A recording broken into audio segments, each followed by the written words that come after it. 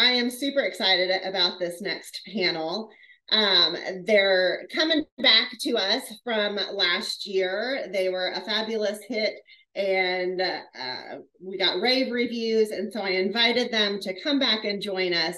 And I am going to turn it over to Saki, who is going to introduce everyone, introduce the panel, and get us going. Well, awesome. I'm actually going to turn it over to Jennifer, who's going to be Dr. J, who's going to be leading the discussion. But of course, as always, we want to say thank you to Miss Trisha, the one and only, y'all. Come on, let's give it up, everybody in the chat, some reactions or something. This woman does it all, and she's just an amazing advocate and friend to everyone on this room. So, Lady Jennifer, turn it over to you, ma'am. Good morning, everyone. Yes, I agree, Saki. You're right, Trisha. This platform is wonderful, and we're going to go ahead and just dive in and jump into everything. But I wanted to share some background with everyone who might have missed last year. We're excited to be here again. I want to share with you 3 G words: gift, grit, and growth. That is what we have been doing, and that is what we do on a regular basis. And so we are super excited to be here, to have this platform, to walk the talk and lead from professional spaces beyond the classroom. What you will find in our conversation today is that each of us brings a different talent to the field of STEM, but those talents are fire and those talents are trailblazing. And most important, those talents that we bring take girls very far. And so I don't want to just, use all the time talking about that, because this powerhouse panel, I want to give them the space to say and talk about themselves. So Saki, kick us off. Hi, everyone. I'm Saki Milton. I'm the founder and executive director of the GEMS Camp, Girls Interested in Engineering, Mathematics, and Science. We're based here in Dallas, Texas. Our mission is to change the face of those who can access and excel in STEM studies and careers. I started this organization as a middle school math teacher. I'm a teacher at heart. And my whole purpose is to create a sense of belonging, increase self-efficacy, and some of more the affective factors associated with Black and Latino girls in STEM. So we do summer camps all across Texas, residential camps, exposing them to campus life and what it's like to be a student at a university with a STEM major. So I'm very excited to be here with all of my close STEM sisters, but also all of you. I consider you part of my sister circle as well. So next person want to introduce themselves. Shakia, that's you. Awesome. Thank you. Good morning. I am Shakia Bland. I bring you greetings from the DC, Maryland, Virginia area. So it's an honor to be a part of this panel and to be in community with you all. So I am a proud auntie. I always like to insert that. And then an educator, mathematics curriculum designer, also an educational consultant, and I've worked in policy at different levels at the federal level, and also an equity leader.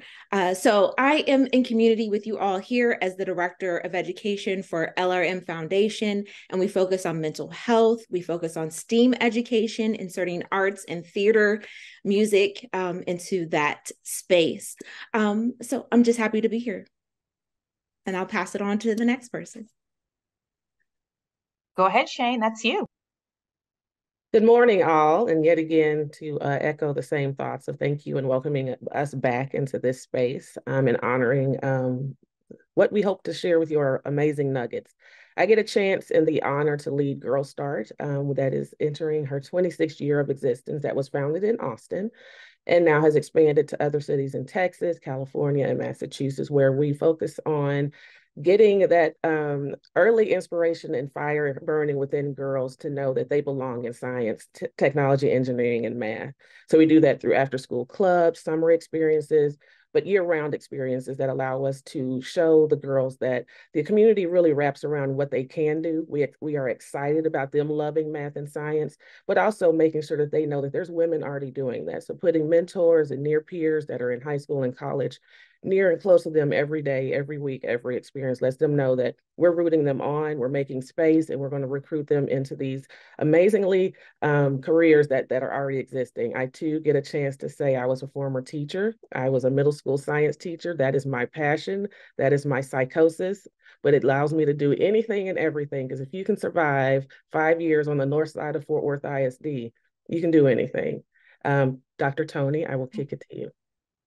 Good morning, everyone. I am Tony Harrison Kelly. I am the Executive Director of the Bud Center at Simmons College of Education at Southern Methodist University. So I get to focus on involving communities in education, as well as I get to teach a couple of the courses for master's level students who are focused on STEM. So it's really cool to see how education all wraps together, and from kind of the beginning to that kind of end result of those graduate careers. I'm excited to be here because I've always been that kid in my family who put the things together for us, the one who was always handed the wrench when the new box comes. So STEM is my passion, and I'm excited to be here to share with y'all. Like all of my cohort sisters just said, STEM is everywhere. And because of that, we are truly part of this journey, taking girls with us on this journey. So we're going to go ahead and get really started deep into our panel. And with this short time today, you'll see that these leaders, these women leaders here, are stepping boldly into the national effort to develop, ensure, and advance STEM equality. Because there's a difference between equity and equality. And I hope that at the end of the conversation that you guys can attune the difference between those two words. What we really want to hone in on is that we encourage stakeholders to achieve STEM justice and excellence in the years ahead. And with the support of organizations like our own, and then those opposing organizations, supporting organizations like this. And these efforts will advance the national strategy to achieve common goals of equality in STEM fields. So Saki, I'm going to ask you to start us off. What is that STEM innovation that inspires you? Yeah, great question to kick us off. And I also put in the chat the link to the SOA that Dr. J is referring to. But first, when I look at the STEM Opportunity Alliance guiding document, one of the pillars is inspiration. And the language used there isn't so much about, a product or invention, but the reference is really to people. And I believe it reads developing skilled and diverse educators. So to address your question, the STEM innovation that inspires me is when people, us as educators, are intentional in our practice regarding which topics are selected for exploration, making connections across the learning standards and disciplines, seeking out diverse role models, checking our own bias and prejudices, factoring persons with disabilities, et cetera, et cetera. Like that is what really inspires me. I think STEM innovation, the creating aspect of it is what follows out of doing that. So sometimes I know we get focused so much on the hands-on and practice, but we really should be focusing, if not more, shifting the focus on the people who are in these spaces and facilitating the work for our students. And so that we can see those ideas and concepts, et cetera, of all of us surface to the top. So something that I try all the time to keep top of mind, but that's really what inspires me. I love that. Thank you so much for that. That is very, very, very powerful. So Shane, tell us, what are your thoughts as well? What inspires you? What's going on in STEM that inspires you? Very similar to what Saki was mentioning. It's one of those things that I get a chance to see all these amazing offerings that are being added to the curriculum, especially in Texas, in terms of, if you've noticed what CTE programs are bringing, it's nothing that we all had the option of being able to take, from being able to do makerspace to those who have, the opportunity to go into biomedical sciences early in high school. There's a program in Fort Worth where they're trying to get more female pilots and male pilots. So at Dunbar High School, that's what they're focusing on. So it's really nice to finally start seeing kids having a direct connection to what's possible when they become an adult in a way that's not overbearing and also boring. So piloting, all aeronautics, environmental sustainability, these kids get a chance to start pursuing careers that not only are going to make a big impact on the world and be solution oriented. It allows them to know that they belong in those places, and it allows them to also break some stereotypes of what Black people, Black and Brown, Indigenous, have not always been included in the conversation of becoming. So just looking at the innovative ways of utilizing the time that we have those kids captured in the school day, but also those that are making big strides in homeschool as well. Those networks that are like, let's take those kids, and give them those anchoring experiences at NASA, in the forest, taking them on, coast to coast. We're going to learn everything about all the environmental systems, through interaction. So it's one of those things of being able to see how people are finally reimagining how school can be, removing the silos of math first period, science second period, reading third period. Because if you've ever been a middle school science teacher, they'll ask you, why are we doing math in here? And then, yeah, so no soapbox, pass it on to the next person. I love it because, us middle school teachers, we speak that language. We get it. We understand. All right, Dr. Tony, tell us your inspiration. Like, what is inspiring to you in the STEM field? I am so inspired by the glow up of STEM over the last few years. Y'all know in the movies where the nerdy girl goes into the closet and then she comes out and her friends fix her all up. She's got the hair and the makeup and now she's beautiful and everybody wants her, right? That's what I feel about STEM. I feel like STEM was that nerdy subject nobody really knew about or cared about. And now we're coming out of this beautiful makeover where there's this broadening of what it means and this acceptance. I just watched a sketch on SNL with Megan Thee Stallion, and she said she was at a STEM school in her sketch. Like, it's so mainstreamed that rappers and everybody are really embracing STEM. And so I am inspired by this glow up because now I don't have to sell the cool factor as much when I am advocating. There's an inherent acceptance, I would say, of what STEM means and a broadening of that definition. So that inspires me.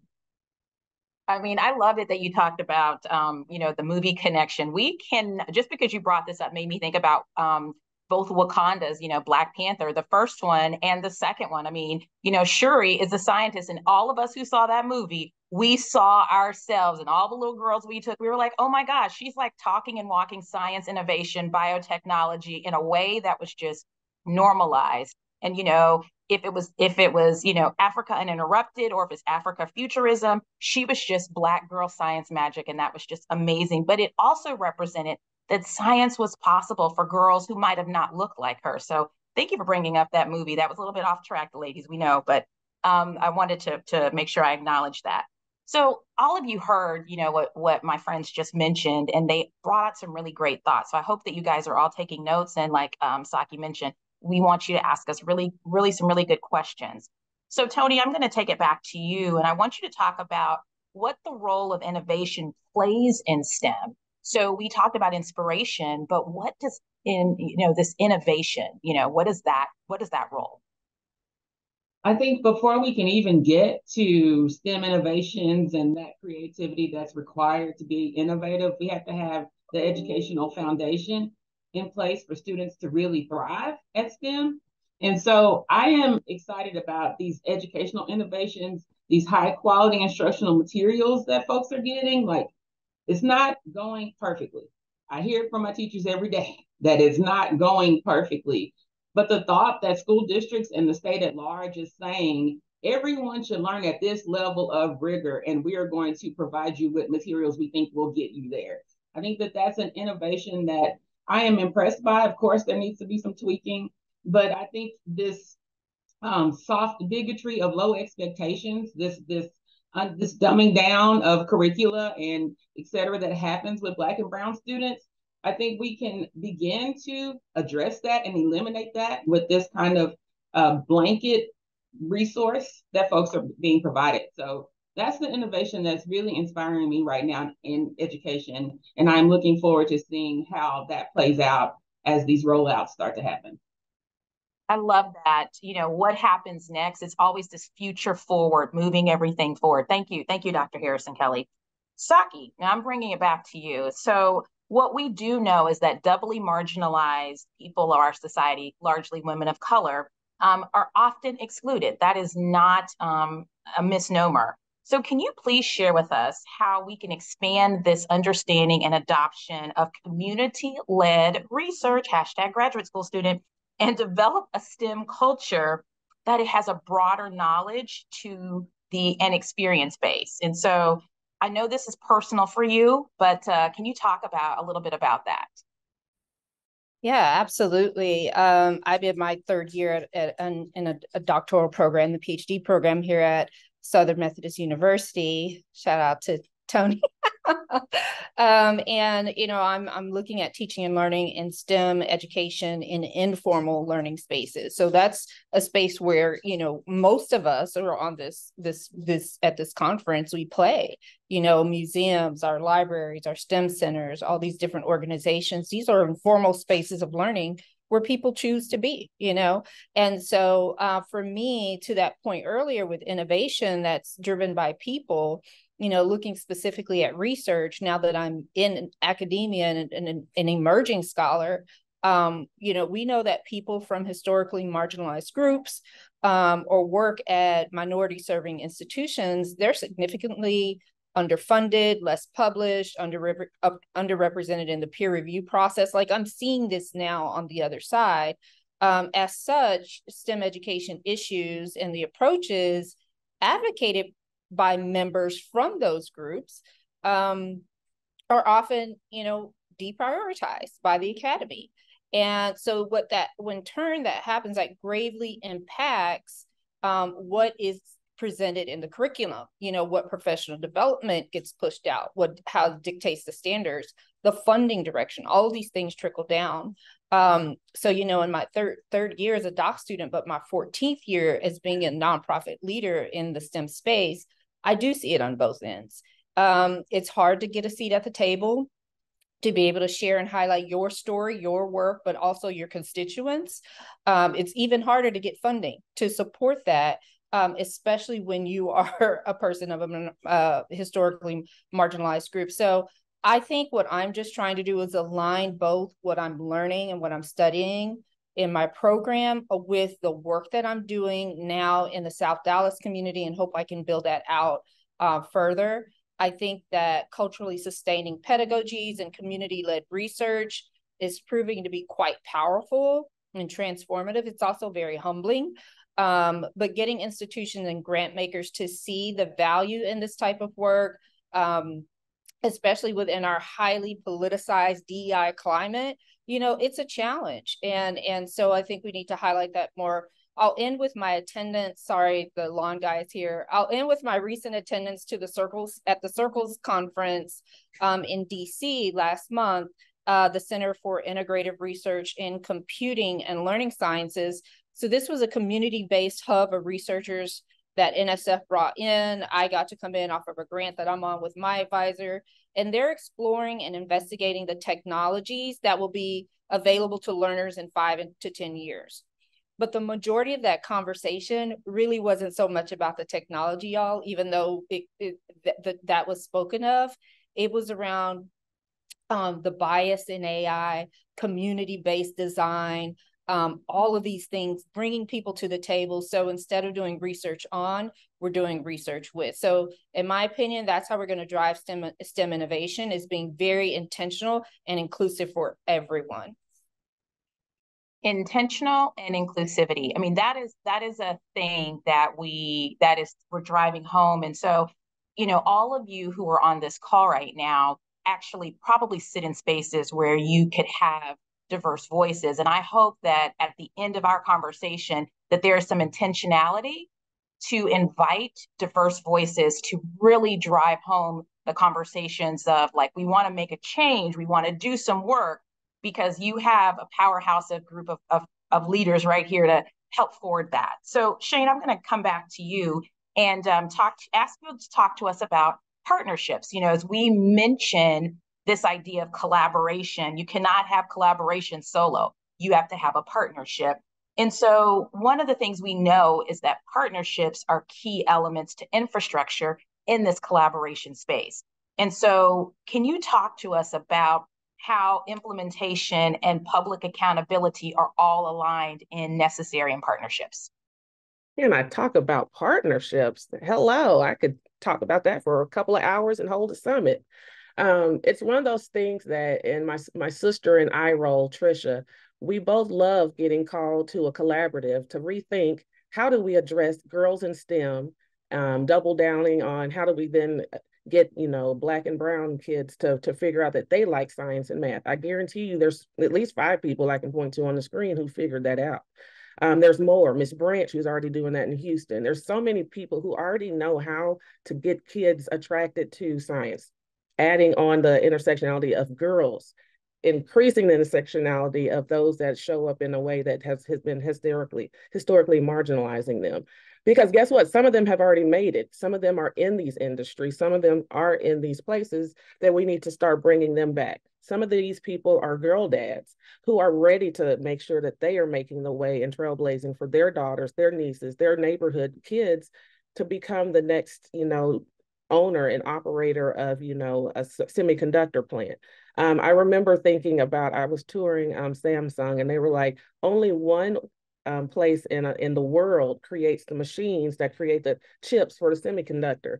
Can you imagine if we figured out how to do that and allow others to become a part of that monopoly?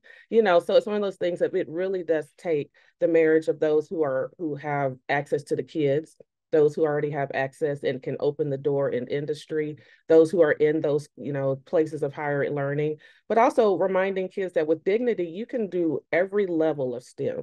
We need mechanics. We need those who are, getting a chance to learn how to do welding.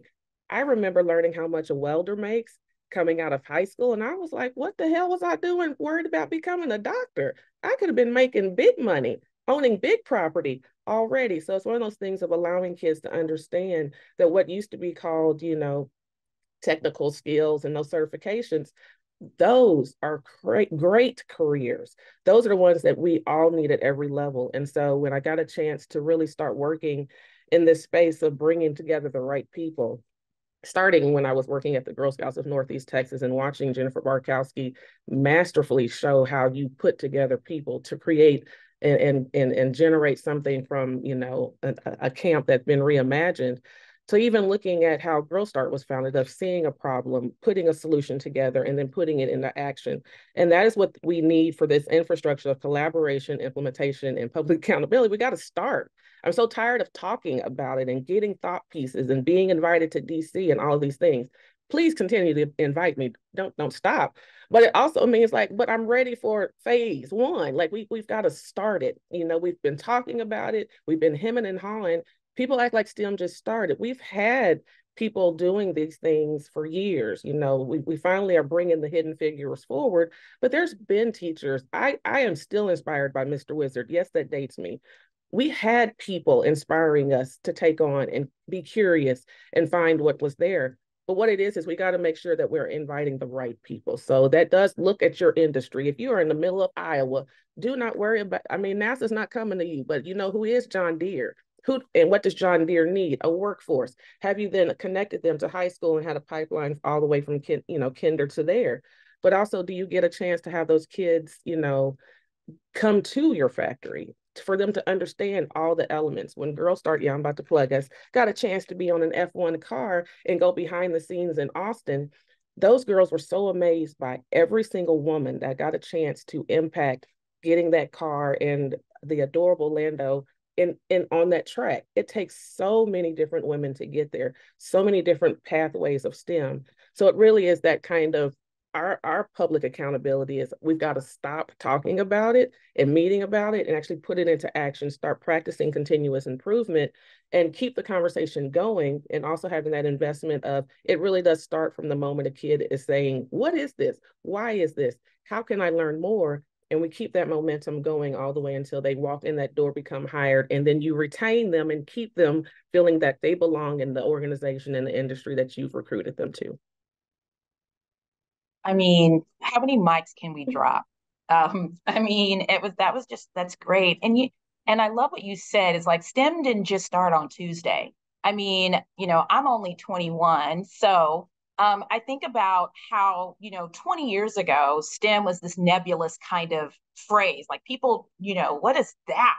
And it's almost like it's a bell curve, because now people are like, well, they know what it is, but it's now been redefined yet again. And so I look at it that we've already bell curve once, we're about to bell curve again, because we have a science that hasn't even been invented yet, and jobs. I think the first presenter mentioned that have not been invented yet will have to be in place in 5 years for society to keep going. And so STEM's about to change yet again.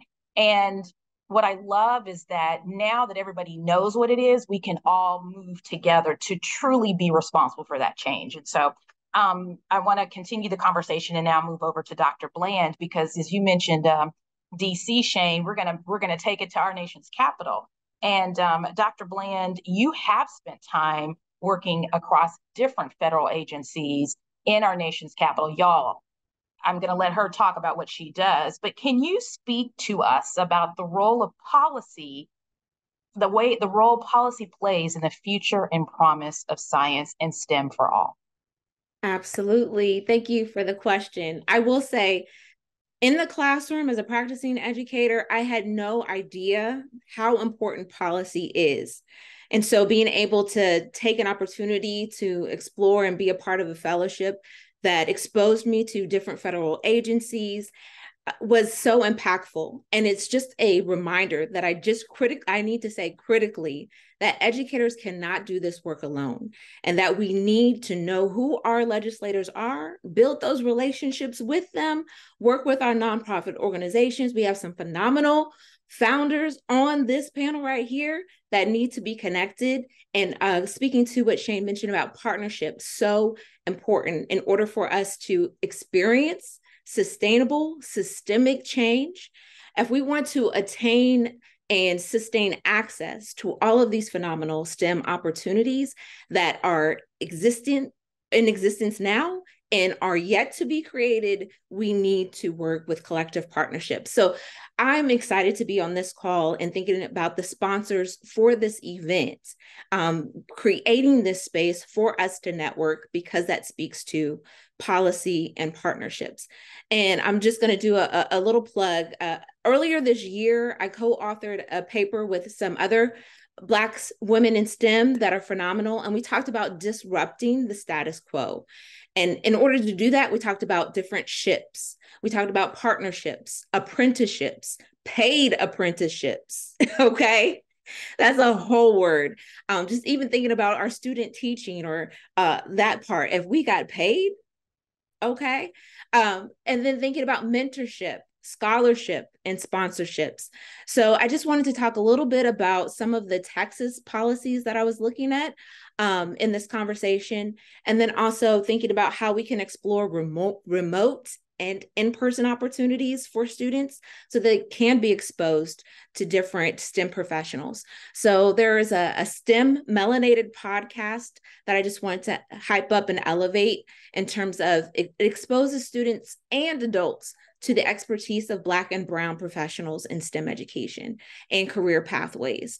There are programs like Blacks in Cybersecurity. AI was mentioned on this call, and ethics in AI is so necessary. And we need to have a seat at that table. We need to make decisions, to make policy around that, not just to, I heard a leader say, if you are not at the table, you are on the menu. So we need to be a part. It needs to be with and not for us. And that was also amplified earlier in this conversation. And then thinking about cultivating those pre-K through 12 partnerships with youth-centered community organizations. We cannot forget about our littles in this conversation around AI. So they need to be taught how to engage with it in safe ways, engage with technology in safe ways. And so all of that is directly connected to policy. So in my brief research, I was looking at some Texas legislation. I just want to amplify, there's a House Bill 1935 that relates to the study on best practices in STEM programs at minority serving institutions.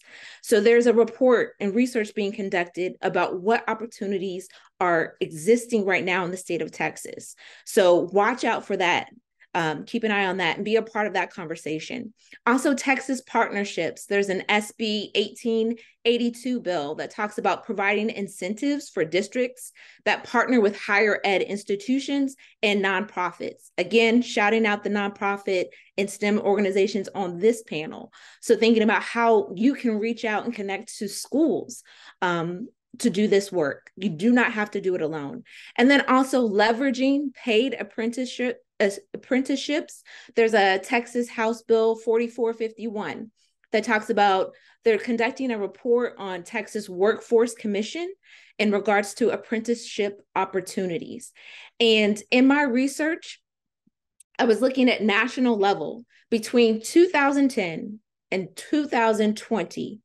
63% of youth apprentices identified as white, while Black and Latina youth were less likely than their white peers to participate in apprenticeship programs. Opportunity. I've learned in my years, it's not a loss, it's a lesson if we take that opportunity to include students of color. And so lastly, I'm just going to say, I encourage everyone on this call to contact, look through, get online, connect with someone, look at your state and federal policies related to STEM education. The National Science Foundation also has a STEM Includes network that is free, accessible. You can get connected at the national level as well. So yes, get involved. I mean, thank you. It's telling. Like I mentioned, Dr. Bland is coming from the DMV area, and it was just, articulated what's happening in Texas. And I'm sure that, across multiple states, that is a reality, whatever their bills are happening. But as you listen to her, I hope that you recognize that the one thing that covers all of us is policy. And the inclusivity of diverse voices, I love what she said. It is not a loss, it is an opportunity. And so Shane talked about we've all had these opportunities to participate, but if you continue to miss the opportunity to include people of color or, say Black girls, maybe not this time, then that is a detriment to your partnership, because we are sitting here, talented and offering this advice to you. Trisha invited us back, but this experience sharing with you all goes beyond us being 5 people on a Zoom. This is a powerhouse of leadership that is here to do the work. We are not waiting to do the work. We're not asking you guys to call us to do the work, because as you all continue to do your work, we are too. It may look different. It may look like we are not a part of it, but I want you to know that we no longer are waiting. We're continue to go. So if anything, please try to catch up and reach out so that you can, but definitely don't miss an opportunity to engage when you have access to the individuals. That's a big deal, because it's like, I knew or when, because when we glow up, as Dr. Tony said, we might not be able to answer your phone because we're going to be busy. And that's one of those phrases that we say as aunties, we are booked and busy. So catch us while we have time in the next 15 minutes. So I am going to open this up for questions, and you can tailor your questions directly to the individual. You don't have to go through me. So feel free to open up the floor for questions, because again, we've said a lot. We have a lot of access. We have a lot of resources. So take these next 10 minutes to ask the question.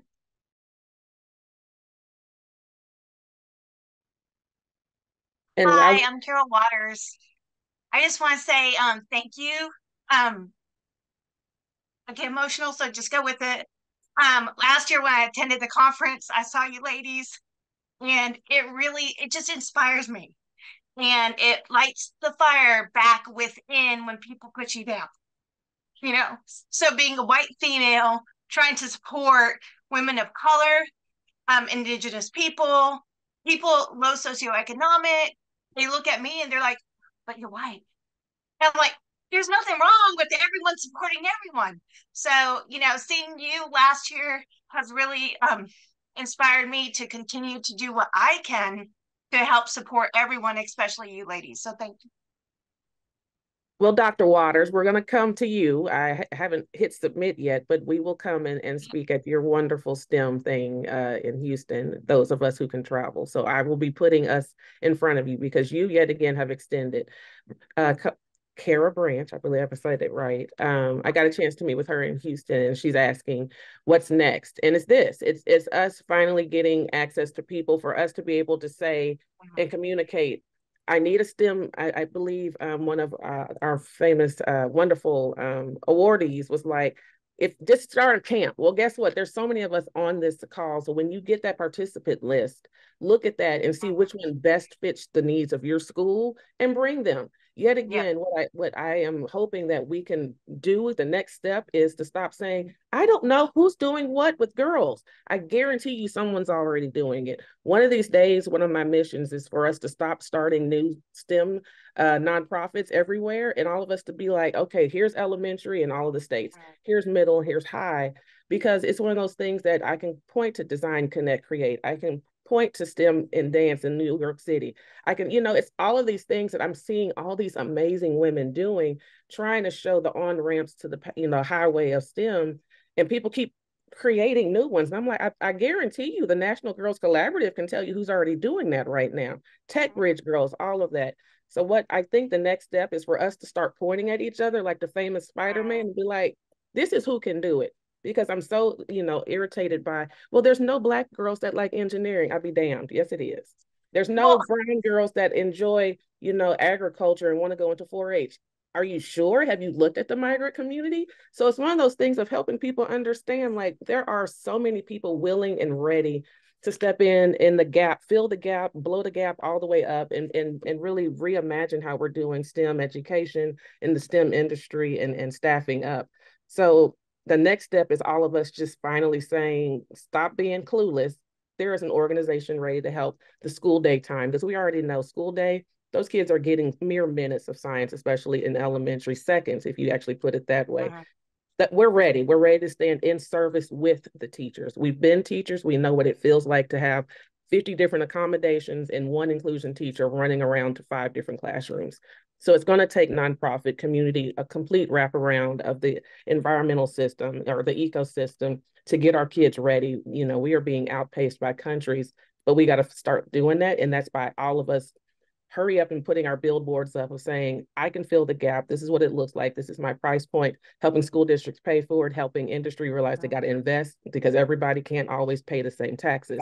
So it's one of those things of, we're already here ready to do it. People just have to let us be awesome and showcase what we can do with these kids.